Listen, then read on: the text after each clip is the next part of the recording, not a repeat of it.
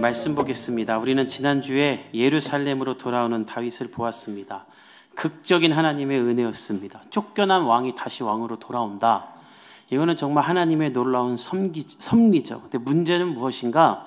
하나님의 은혜가 펼쳐지는 중에 사단의 역사도 함께 일어난다는 거예요. 베드로가 근신하라 깨어라 너희 대적 마귀가 우는 사자같이 두루며 다니며 삼킬 자를 찾는다고 말한 이유가 무엇인가? 은혜가 임할 때 사단도 함께 찾아오기 때문이에요. 성령 충만한 자리에 사단이 함께 있고 예배하는 자리에 사단도 틈타고 그렇게 됩니다. 여러분 성경에 보면 예수께서 성령의 인도하심에 따라 성령을 따라 금식하고 충만한 가운데 광야에서 40일을 기도하시죠. 근데 그때 가장 먼저 찾아온 존재가 사단이에요. 사단이 와서 예수님을 시험합니다. 룻과 그의 가족이 소돔과 고모라에서 구원을 받을 때 놀라운 하나님의 은혜로 그 가족만 구원을 받아요. 근데 그 구원을 받을 때 그 아내가 뒤돌아봐서 소돔 기둥이 되죠. 초대교회가 성령으로 충만할 때 그 사람들이 자기의 재산을 다 들여서 가난한 자 없이 서로를 돌볼 때 아나니아와 삽비라가 거짓으로 헌금을 해서 심판을 받아요. 그러니까 하나님의 은혜가 임할 때 사단도 임하는 거예요. 이 시대도 마찬가지입니다. 다 같이 마음 앞에서 교회 건축하고 그 다음에 분열하는 교회도 있고요. 큰 돈 번 다음에 고생하고 성공한 다음에 이혼하고 가족 간에 분쟁이 일어나는 경우도 있어요. 저는 하나님 앞에 나와가지고 제가 이렇게 하나님의 은혜를 받았습니다 라고 간증해놓고 그 다음에 감옥 가는 사람도 봤어요. 은혜가 충만할 때 사단이 임합니다. 그래서 은혜가 충만히 임할 때 하나님의 사랑을 경험할 때는 더 기도하고 근신해야 돼요. 흥분하고 자랑하고 다니다가 더 시험에 넘어질 수가 있어요. 98년 프랑스 월드컵 때 멕시코와 경기를 하는데 첫 경기가 멕시코였는데 그때 우리나라 선수 하나가 선제골을 넣어요. 난리가 납니다. 우리나라 축구 역사상 국제 경기에서 먼저 골을 넣은 게 처음이었어요. 특히 월드컵에서 항상 한 골 먹고 두 골 먹고 시작하는 나라인데 처음으로 먼저 골을 넣은 거예요. 너무 기뻤어요. 근데 그때 해설자가 뭐라고 했냐면 새로운 마음으로 해야 됩니다. 흥분하면 안 됩니다 했는데 골을 넣은 그 선수가 백태클을 해갖고 바로 그냥 퇴장당해버려요. 골 넣자마자 1분 만에. 운동 경기 중에 이런 예화는 너무나 많습니다. 골 넣고 세레모니 하다가 인대가 끊어진 사람도 있었고 홈런 치고 온 선수 축하한다고 머리를 두들기다가 머리를 너무 세게 맞아갖고 머리가 어지러워서 앉아서 쉬고 교체당한 선수도 있었어요. 영적인 것도 마찬가지입니다. 다윗이 이런 실수를 범하는데 그는 자기에게 은혜를 베푸신 하나님을 바라보며 하나님의 인도하심을 따라가야 했는데 왕으로 복귀할 찬스가 보이자 하나님보다 앞서 생각하며 유다 지파와만 컨택을 합니다. 그러니까 다른 지파들이 화가 나서 또다시 분열을 일으켜요. 세바라는 사람을 따라서 다시 전쟁을 일으키죠. 오늘 이야기는 그 분열을 막는 다윗의 이야기인데 정리하면 기록이 되어 있지 않았어야 될 이야기가 오늘 기록된 거예요. 우리 4절에서 5절을 한번 같이 읽어봅시다. 시작. 왕이 아마사에게 이르되 너는 나를 위하여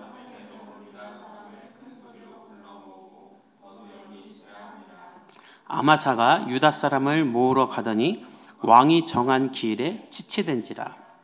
다윗은 이 내란을 조속히 해결하고 싶었습니다. 초기에 진압하지 않으면 이게 또 압살롬 때처럼 어떤 일로 번질지 모르기 때문에 또 자기의 지도력에 의문이 생기니까 진압을 하려고 하는데 오늘 본문에 보면 요압이 아니라 아마사를 불러서 유다 지파의 군대를 모으라고 합니다.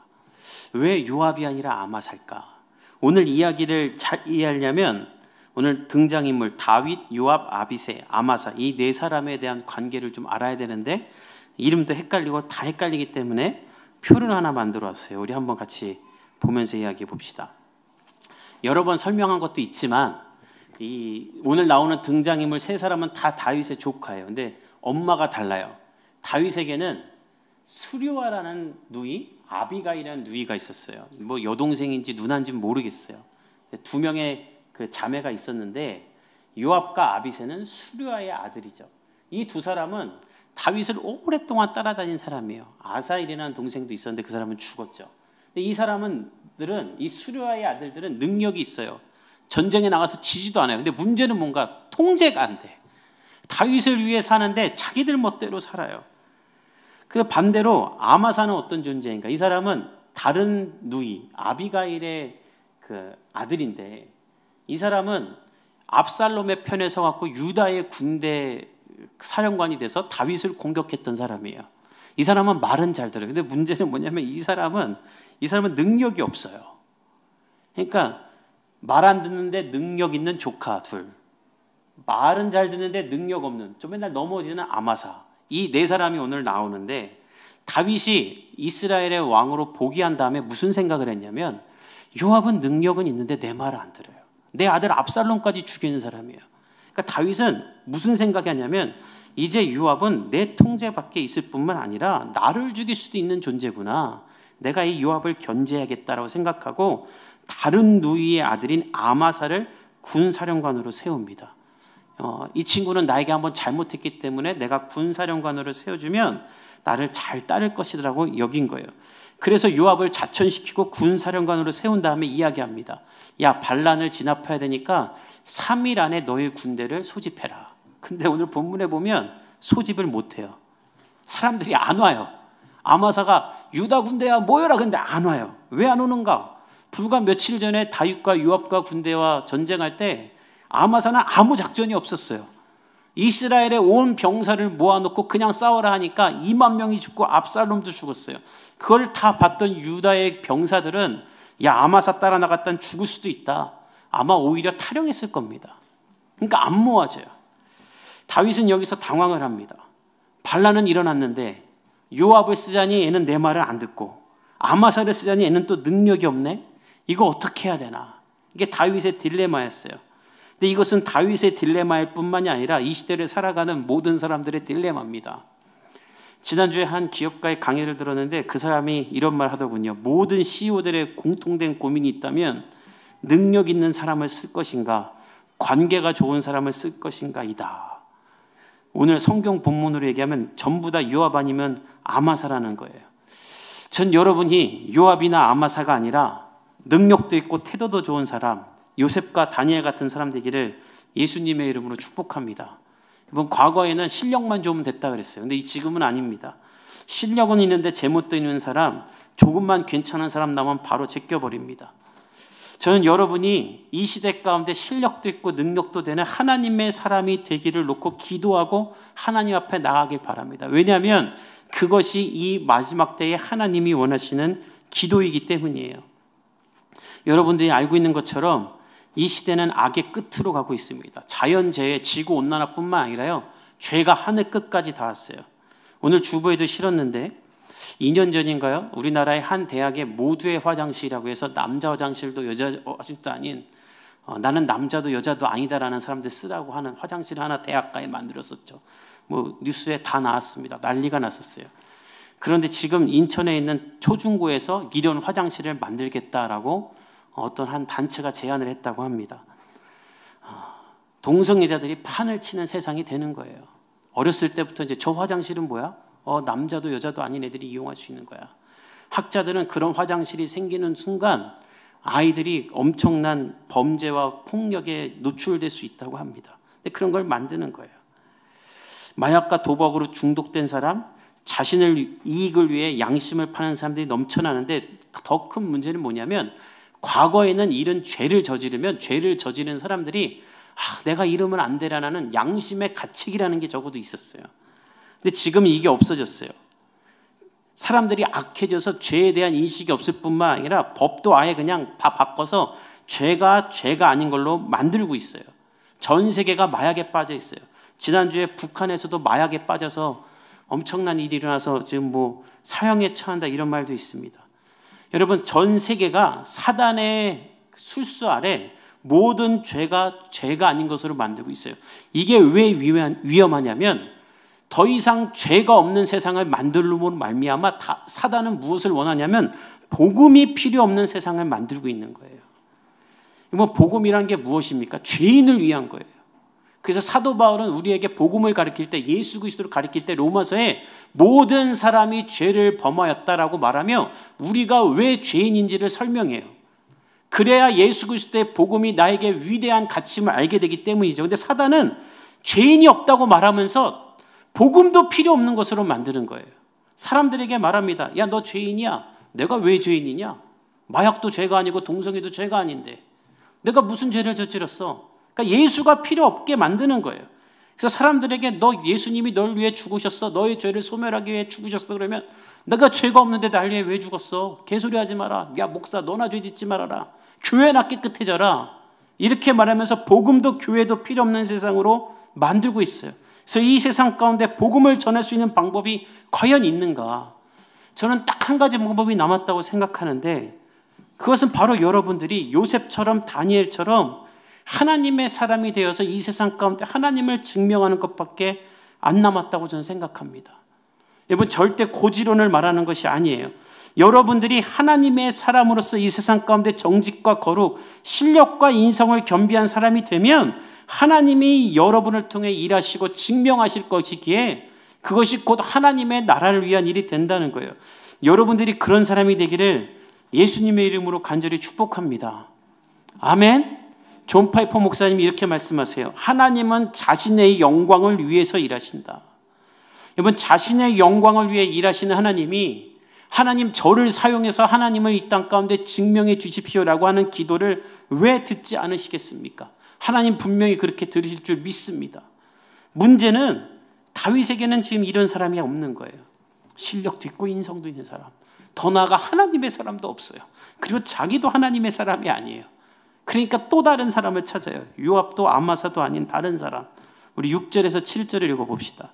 시작. 다윗이 이에 아비새에게 이르되 이제 비그레의 아들 세바가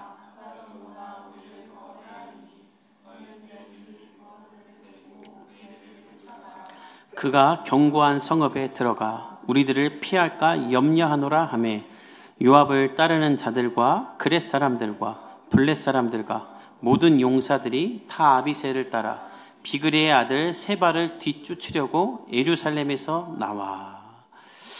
요압은 못 쓰겠고 아마사는 능력이 없다 보니 다윗은 이제 요압의 동생 아비새를 부릅니다. 사실 요압이나 매한가지인데 그래도 성경을 보면 아비새는 조금 통제가 돼요. 기억하시겠지만 그 시므이라는 다윗에게 욕하고 저주했던 사람, 그 사람을 향해 아비새는 어떻게 하냐면 다윗에게 가서 제가 저 사람 죽여도 됩니까? 라고 물어봐요. 요압이었으면 물어보지도 않고 죽입니다. 근데 아비새는 그래도 다윗의 허락을 구해요. 그리고 다윗이 하지 말라니까 안 해요. 그러니까 이 사람은 일단 요압보다는 조금 나아요. 그래서 다윗은 아비새를 시키는 거예요. 근데 다만 염려가 되는 건 무엇인가? 아비새와 요압이 같이 다니니까 이게 세트로 다니니까 아비새를 시키면 요압도 끼어들까 봐 애초에 아마사를 시켰던 건데 다른 방법이 없으니 이 아비새를 불러서 요압을 패싱하고 명령합니다. 세바가 이제 압살롬보다 더 위험한 존재가 됐다. 아마사에게 맡겼는데 아무것도 못하니 나의 군대, 우리의 용사들을 데리고 아마사에게 가서 도와주고 세바의 뒤를 쫓아 초장에 끝내야 된다. 그들이 다른 어떤 성을 차지하면 그때는 진압하기 어렵다라고 말하며 다윗의 최종의 용사들을 데리고 전쟁터로 보냅니다. 그러니까 먼저 아마사를 만나게 하는 것이죠. 우리 8절에서 10절 읽어봅시다. 시작.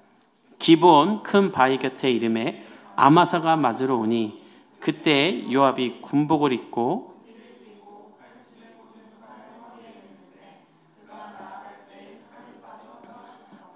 요압이 아마사에게 이르되 내 형은 평안하냐 하며 오른손으로 아마사의 수염을 잡고 그와 입을 맞추려는 체함에 아마사가 요압의 손에 있는 칼은 주의하지 아니한지라.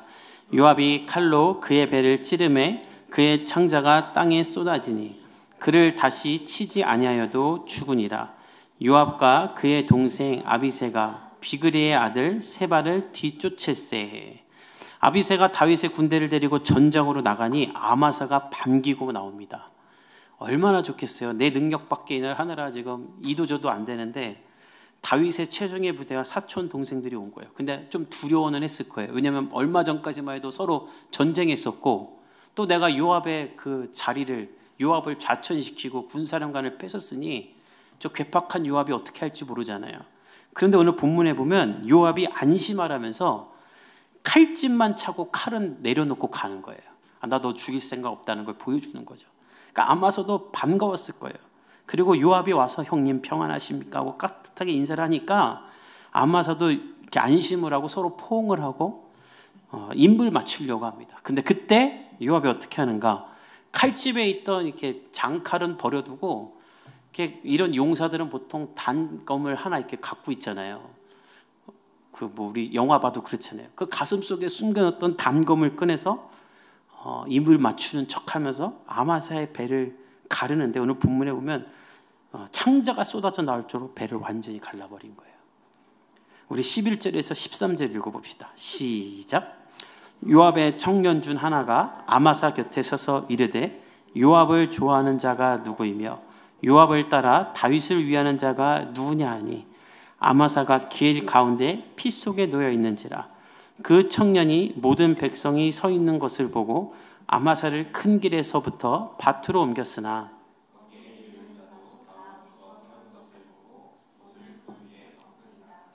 아마사를 큰 길에서 옮겨가매 사람들이 다 요압을 따라 비그리의 아들 세바를 뒤쫓아가니라.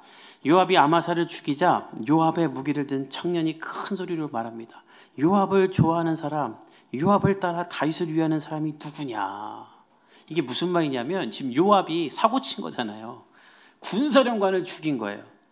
근데 이것을 어떻게 수습하냐면 그 옆에 있는 청년이 하는 말이, 자, 요압이 진정한 용사이다. 요압은 반란을 일으킨 게 아니다.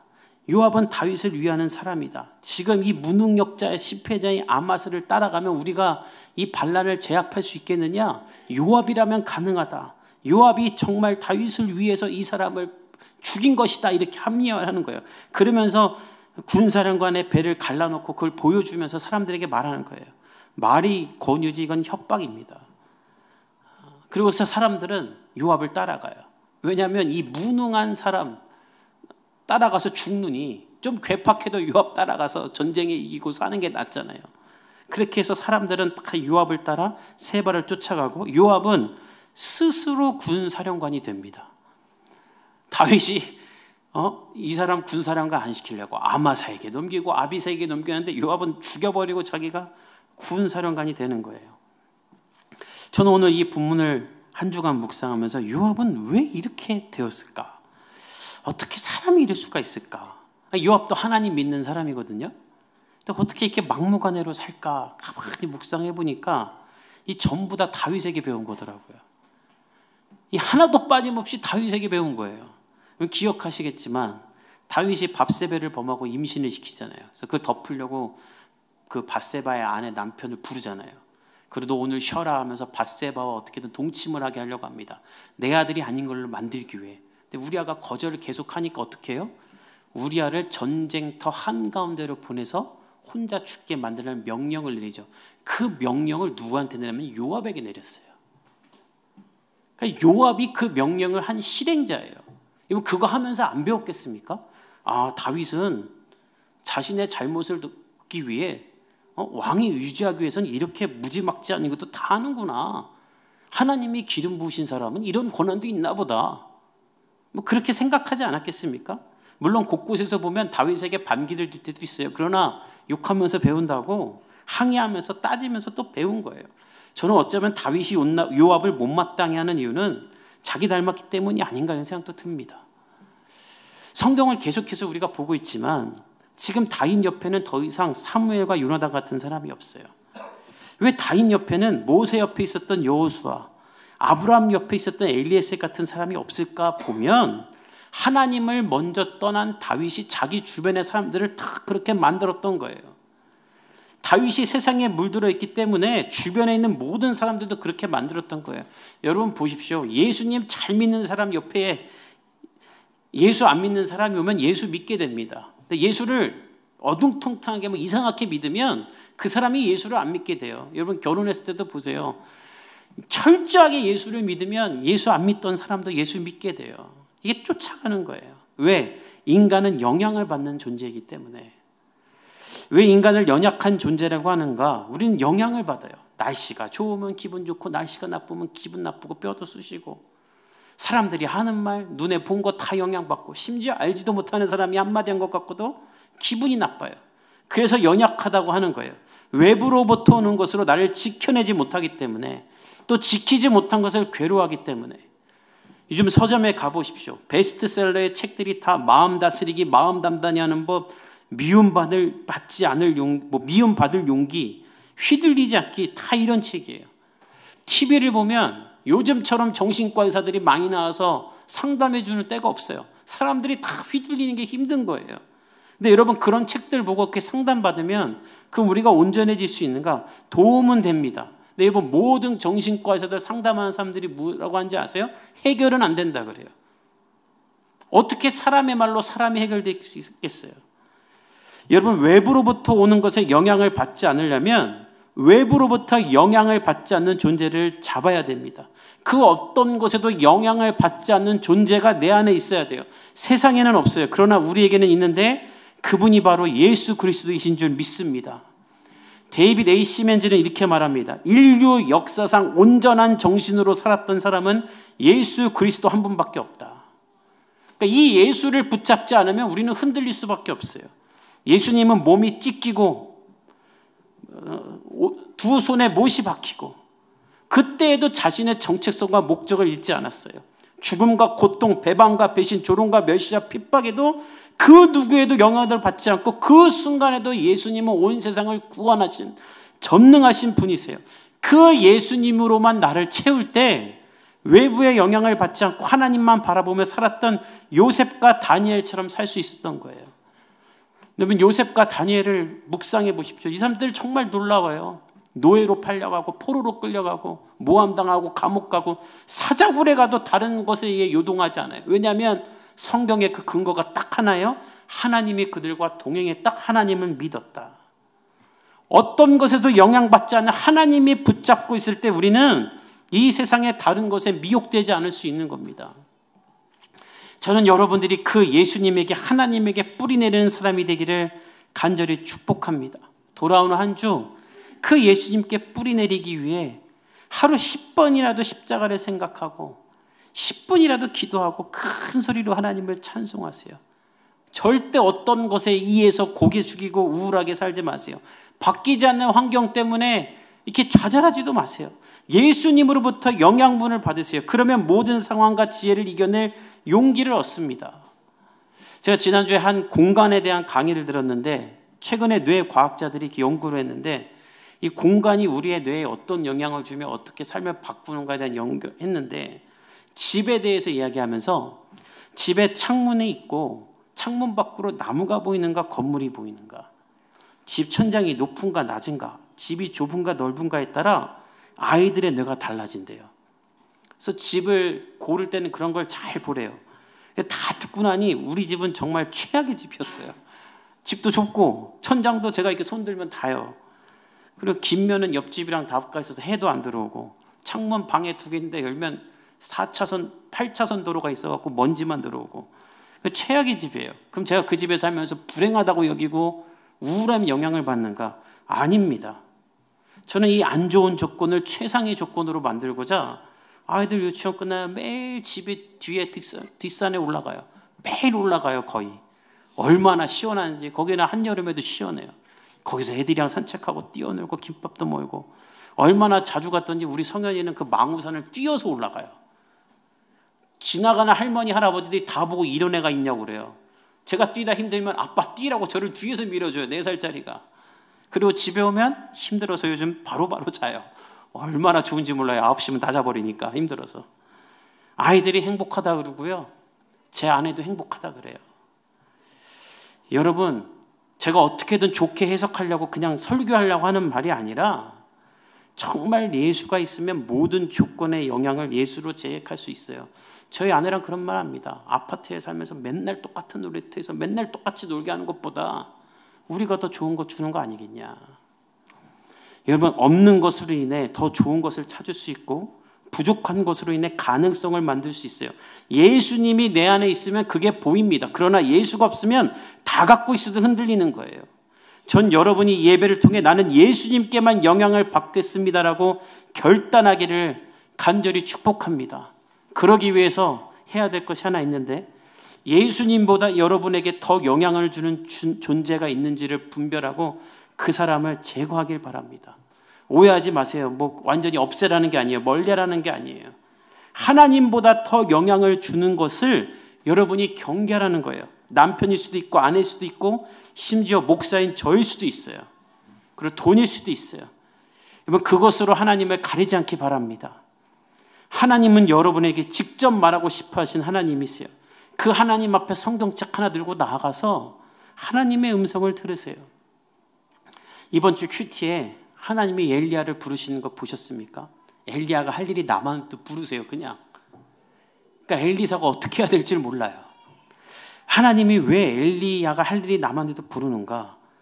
엘리야가 있으면 엘리사가 하나님을 간절히 찾지 않아요. 엘리야가 있으니까. 엘리야만 바라봐요. 근데 하나님의 엘리사를 쓰려면 엘리야가 없어야 될 것 같은 거예요. 그래서 엘리야를 거두어가니까 엘리사가 간절하게 엘리야가 갖고 있었던 것보다 갑절의 영감을 나에게 달라고 하나님을 갈망해요. 그러자 하나님이 엘리사에게 하나님의 영을 부어주십니다. 하나님은 여러분에게도 그것을 원하세요. 일주일에 한번 교회 와서 목사님이 해주는 하나님 이야기로 만족하지 말라고. 너희들 그걸로 만족하고 있다면 여러분의 담임 목사는 여러분에게 하나님을 가리는 사람이 되는 거예요. 제가 신학교 다닐 때 저희 은사님이 그런 말 했어요. 진아야, 신학교 교수들이 너에게 하나님을 가리고 있을 수 있다. 신학교 교수들이 하는 말이 하나님의 전부가 아니라고 믿고 네가 하나님 앞에 직접 나아가 하나님을 만나라. 그래야 성도들에게 전할 하나님이 있다. 여러분도 마찬가지입니다. 그 하나님 앞에 직접 나아가십시오. 골로새서 2장 3절에서 사도 바울이 이렇게 말합니다. 우리 자막을 통해 한번 같이 읽어봅시다. 시작. 그 안에는 지혜와 지식의 모든 보화가 감추어져 있느니라. 저 그는 예수님을 말해요. 예수님 안에 지혜와 지식의 모든 보화가 있다. 이 인생을 살아가는데 필요한 모든 것이 있다라는 거예요. 그 예수님께 뿌리를 내리고 예수님의 지혜와 지식의 모든 보화를 얻으면 외부의 그 어떤 환경에도 흔들리지 않고 하나님 앞에 살아가는 사람이 될 수 있고 요셉과 다니엘 같은 사람이 되어서 여러분을 통해 이 땅 가운데 복음이 흘러가는 역사가 일어날 겁니다. 우리 복음의 교회가 그리고 여러분 모두가 또 제가 그런 사람이 되기를 예수님의 이름으로 간절히 축복합니다. 아멘. 우리 함께 찬송하며 기도하며 나아갑시다.